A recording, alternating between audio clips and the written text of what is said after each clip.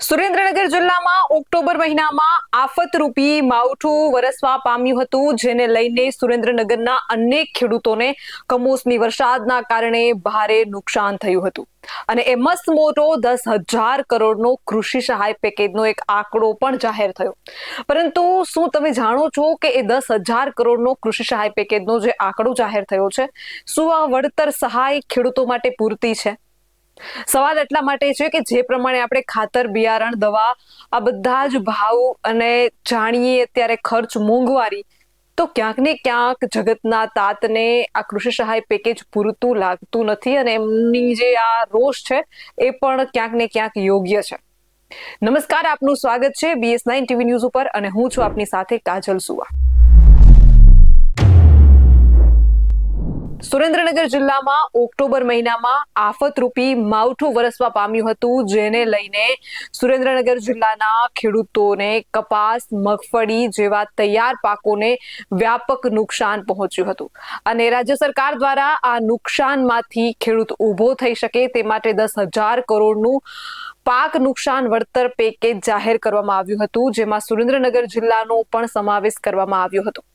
Form ભરવાની પ્રક્રિયા કરી અને ત્યારબાદ સહાય ચૂકવણીની જાહેરાત કરવામાં આવી હતી। ત્યારે સુરેન્દ્રનગર જિલ્લામાં 1.92 લાખ ખેડૂતો દ્વારા પાકમાં નુકસાન ગયા હોવા માટે અને માવઠાથી નુકસાન હોવા માટેની પાક સહાયની રકમ મેળવવા અને લાભ મેળવવા માટે ફોર્મ ભરાયા હતા।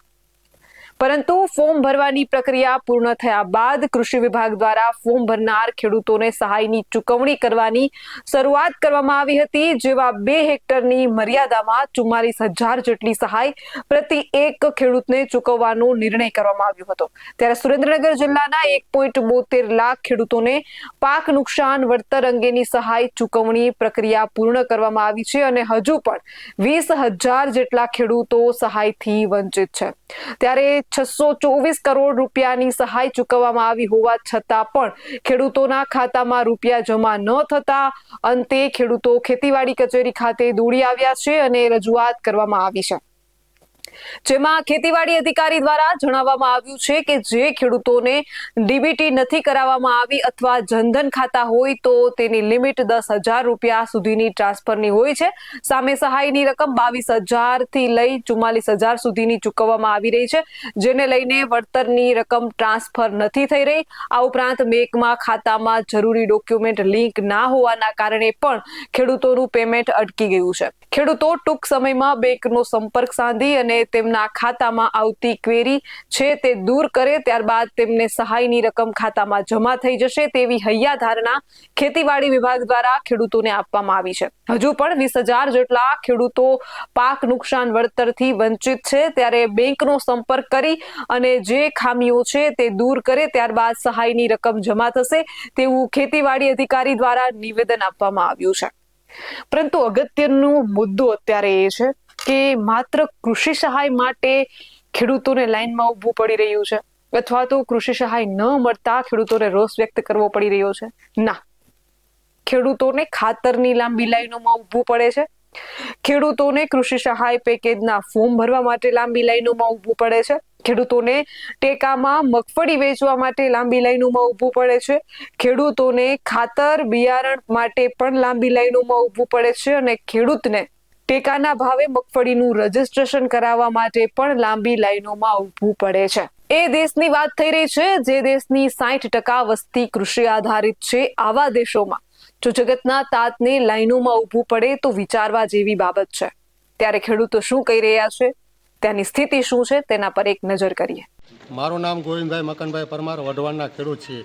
ખરીફ સિઝનમાં અમે કપાસ, મગફળી, શાકભાજીનું વાવેતર કરેલ અને ખરીફ સિઝનમાં જે માવઠાના કારણે દિવાળી ઉપર વરસાદના કારણે અમારા પાક ફેલ થયા, એમાં સરકારે સહાય જાહેર કરી 10,000 કરોડ રૂપિયા। અમારા જિલ્લા સુરેન્દ્રનગર જિલ્લામાં 500 કરોડ રૂપિયા ક્યાં ફાળવ્યા, 500 કરોડ ફાળવ્યા એમાં ખેડૂતોને હજુ 30% ખેડૂતને આવ્યા અને 60% ખેડૂત પૈસાથી બાકી છે અને કચેરીના અત્યારે અમે ધક્કા ખાવી અને અત્યારે એમ કહે છે કે બિલ બનવામાં છે અને પહેલાં કે ડીબીટી કરાવો, ડીબીટી કરાવ્યું, બેંકોમાં તે ક્લિયર કર્યું તો હવે કે ફોર્મ તમારા એક્સેપ્ટ નથી થયા અને તમારું કે બિલ બનવામાં છે અને આવી રીતે હજુ 2 મહિના થયા તો હજુ અમારા ખેડૂતના કોઈ ખાતામાં પૈસા જમા નથી થયા। ભરતભાઈ માનસિંહભાઈ દલવાડી, સહાયના પૈસા હજી આવ્યા નથી. વઢવાણ ગયા હતા તો અહીંયા ક્યાંક તમારે બીડીપી કરાવવું પડશે બેંકમાં, પછી બીડીપી કરાવ્યું પણ હજી કાંઈ છે નહીં, સમજ્યા? આવે એવું. એટલે અહીંયા આવ્યા હતા, શું અહીંયા ધક્કા ખાવી છે અને એવું કીધું કે અઠવાડિયામાં આવી જશે એમ, સમજ્યા? આવા જ વધુ અહેવાલ સાથે મળતા રહીશું. તમે અમારી યુટ્યુબ ચેનલને સબસ્ક્રાઇબ કરવાનું અને અમને ફેસબુક અને ઇન્સ્ટાગ્રામ પર ફોલો કરવાનું ચૂકશો નહીં. બાકી અવનવી અપડેટ મેળવવા માટે આપ જોતા રહો BS9 TV ન્યૂઝ. જય જવાન, જય કિસાન.